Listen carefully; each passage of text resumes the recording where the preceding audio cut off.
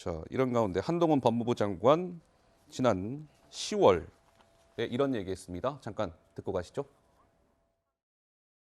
약점을 잡아보려고 밤에 미행한 것 같은데요. 제가 이상한 술집이라도 가는 걸 바랬겠죠. 그런데 이 나라가 미운 사람 약점 잡으려고 밤에 차량으로 반복해서 미행해도 되는 나라여서는 안 된다고 생각합니다. 자, 그래서 한동훈 장관이 실제로 더 탐사 글쎄요, 뭐 취재진 기자들이라고 해야 될지는 모르겠으나 어쨌든 더 탐사 관계자들을 법적 조치에 나서지 않았습니까? 그래서 경찰 조사를 받기 위해서 더 탐사 관계자들이 지난달 4일 경찰서의 모습을 드러냈었습니다. 그 당시의 모습도 준비가 되어 있습니다. 잠깐 보시죠. 법무부 장관에 의해서 정당 취재 활동을 하던 기자가 스토킹 범죄자로 신고가 돼서 경찰서에 와서 조사를 받아야 하는 이 사실 그 자체만으로 대한민국의 언론은 야만의 시대를 살고 있다.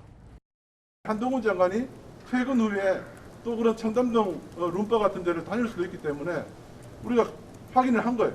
한동훈 장관은 우리나라에서 대통령 다음으로 힘이 센 사람입니다. 유튜브 언론에 기자 한 명이 따라오는 거에 대해서 두려움을 느낀다면 자기 자신이 감출 게 너무 많은 거예요. 자기 자신이 두려운 거예요.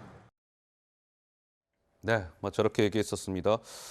이제 스토킹으로 법적 조치에 한 장관이 나섰는데 저 더 탐사 관계자들은 김영우 의원님 여전히 정당한 취재임을 주장하고 있습니다. 그러면서 한 장관이 룸바 같은 데 다니는지 확인해야 된다.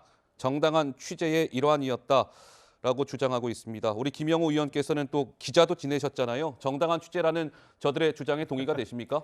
취재를 하더라도 취재원 집에 그냥 무단으로 찾아가서 그 도어락 걸린 거 막 눌러보고 거기 또 배달된 택배 막 보고 문 두드리고 그러지 않습니다. 그거는 취재원이 뭐 장관이 됐든 국회의원이 됐든 아니면 그냥 민간인이 됐든 그 취재원이 그 누구와는 관련 없이 저런 식의 취재는 협박이죠. 또 그 안전을 굉장히 위협하는 것이고 예. 이게 사실 한동훈 법무부 장관과 관련된 스토킹이니까 그나마 언론에 좀 조명도 받고 기사화도 되지만은 정말 일반인들도 수없이 많은 스토킹에 지금 시달리고 있거든요. 그럼요. 그런 예. 게 제대로 지금 수사가 이루어지는지에 대해서 저는 많이 의문입니다. 그리고 한동훈 그 법무부 장관 건과 관련돼 가지고 이 결정문을 피해자 그러니까 한동훈 법무부 장관 측에 보냈는데 네. 이것도 글쎄 이거 어이없는 실수라고 그냥 해야 될까요? 저는 엄청난 일이라고 봐요. 이런 일이 이 건만 있었는지 일반인들에게도 이런 일이 또 벌어지는 건 아닌지 저는 굉장히 지금 의구심이 있습니다. 예. 여기 보면은 결정문에는 주민번호 이런 것까지 지금 다 적혀 있단 말이죠. 주민번호까지 주민번호까지 있습니까? 있습니다. 그렇기 어허. 때문에 이것은 그 더 탐사 네. 그 사람들이 이 한동훈 법무부 장관 주민번호는 그 전에 몰랐을 수도 있습니다. 주민번호까지는 몰랐을 수 있죠. 그렇습니다. 그럼 그런데- 이번에 알게 된 거 아닙니까? 예, 그럼 알게 됐죠. 그렇기 때문에 우리 구 기자님 말씀대로 2차, 3차 스토킹이 가능해지는 거예요. 또 다른 사람이 또 가능하죠. 왜냐하면 지금 더 탐사 같은 경우에 지금 이것을 그 방송에 또 올리고 그랬는데 네. 그 제가 볼 때 스토킹과 관련해 가지고 지금 이 수사가 너무 어설프고 순진하게 이루어지고 있고요. 지금 스토킹 뭐 미행하는 거 이런 거를 두둔하는 발언을 또 지금 하고 있지 않습니까? 예. 예, 지금 더 탐사 옹호하는 측에서는 있어서는 안 되죠. 그럼 더 탐사라든지 아니면 방금 말씀하신 그분에 대해서 예. 계속 어떤 사람이 미행하고 전화하고 집에 찾아가서 문 두드리고 네. 이런 것도 그냥 취재라고 하면은 다 그냥 면죄부를 받을 수 있나요? 예. 저는 전혀 법의식이 없는 발언 같아요. 자, 더 탐사가 이런 뭐 글도 좀 올렸습니다. 함께 한번 보실까요? 자, 저희에겐 아직 44만 2천 분의 시민 기자가 있습니다. 저 당시 아마 더 탐사의 구독자 숫자를 말하는 것 같습니다. 44만 2천 분의 시민 기자가 있습니다. 뭔가 약간 뉘앙스가 비슷한 그 문장 떠오르지 않으십니까? 이순신 장군께서 하신 말씀.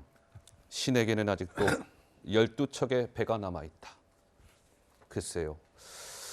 자, 이런 상황에서 더 탐사가 지난달 14일에 이 방송을 해서 여론의 문매를 맞은 바가 있었죠. 잠깐 보시죠. 어제 저희 그 양파즙, 적양파즙 또 품절됐어요. 이건 뭐 했다면 품절이라 추억의 밀떡볶이에서 만나보시기 바랍니다. 죄송합니다. 라면, 사리 등을 넣어 드시면 하는 게 좋아요. 14일부터 20일까지 그러면 맛있다 이거. 이 어묵도 한번 달짝지근하네. 제가 맛을 보장합니다. 이거 아주 맛있는 떡볶이네요. 하나만 더 먹고 맛있는데 진짜 되게 맛있어요. 네, 저 당시가 이태원 참사가 발생을 했고 그 실명이 유가족들의 동의 없이 공개가 된 가운데 저렇게 뒤에 신부님들이 뭐 추모 미사하는 것과 관련해서 저런 백드롭 화면을 걸고 추모한다는 자리에서 저 떡볶이 드시고 계십니다. 이거 아주 맛있네요. 진짜 되게 맛있어요. 네, 어묵도 달짝지근하네요. 뭐 이런 발언들이 오갔습니다.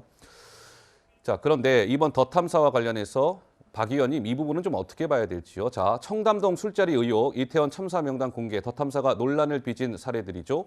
뭐 이런 얘기가 나옵니다. 일부 유튜버가 돈벌이를 위해서 펼친 마구잡이식 폭로를 대변인이 뭐 김의겸 대변인 말하는 거 아닌가 싶은데 대변인이 가져오면서 야당 신뢰를 떨어뜨리고 있다. 이른바 더 탐사가 슈퍼챗 때문에 뭔가 묻지마시 폭로를 이어가고 있는 것 아닌가라는 일각의 지적도 있습니다만 박 의원님은 어떻게 보시는지요? 뭐 저는 그런 지적이 나올 법하다고 생각하고요. 예. 그러니까 이제 유튜브 시대가 됐지 않습니까?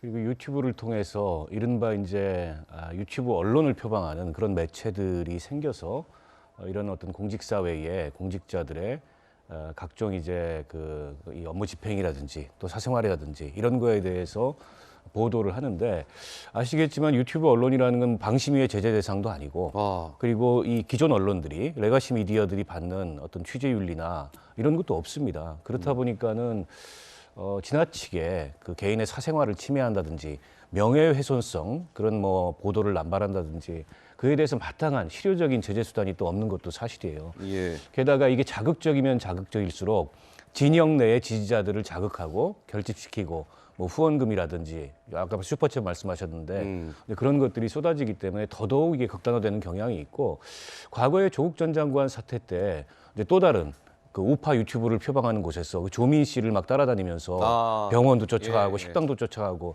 전 비슷한 상황이라고 보거든요. 그래서 전 제도적으로 이 문제에 대해서 일정한 어떤 규제 수단이 마련돼야 된다고 생각하고요.